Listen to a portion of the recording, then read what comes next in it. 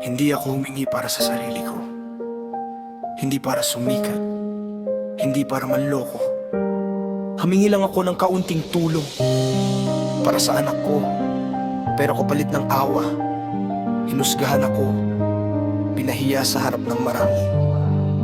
Humingi lang ng tulong para sa aking anak, pero tingin nila agad ako'y may masamang balak. Tinawag na budol, scammer, hacker pa raw. Dila alam ang kwento pero ang daldal ng bibig nila wow. Isang live, isang iglap, tinanggal sa eksena. Hinubara ng jacket, tinago pa sa kamera. Masakit, oo parang tinaga sa dibdib, dahil dignidad ko ang unti-unting napunit. Hindi budol ang luha ng isang magulang.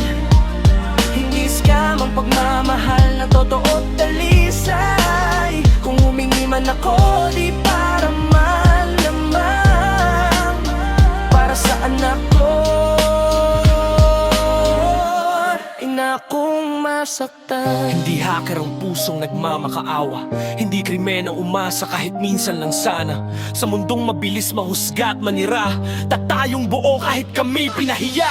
Kuha o ba, narinig ko bawat salita. Di nyo alam ang bigat na aking pasang kada araw, kada luha. Mahali live ako'y tinanggal, tinago, parang kasalanan ng maging taong nanganan ng tulong. Hindi lahat ng humihingi ay manloloko. Hindi lahat ng tahimik ay may masamang plano. Sa likod ng screen may pusong nasasaktan. May magulang na gabi-gabing nagdarasal para sa kinabukasan. Kung totoo ang puso mo, di mo kailangan manakit. Kung may konsensya ka, di ka agad maghuhusga at magpapalit. Isang tulong lang sana, hindi kahihiyan, pero ginawa niyong sugat ang aking karanasan. Hindi budol ang luha ng isang magulang. Hindi scam ang pagmamahal na totoo't dalisay. Kung humingi man ako, di para man lamang para sa anak ko. Handa kong masaktan. Hindi ako perpekto, pero isa akong magulang na lumalaban.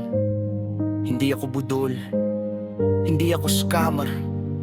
Isa lang akong taong humingi ng tulong para sa anak ko. At hindi kailanman magiging mali yun.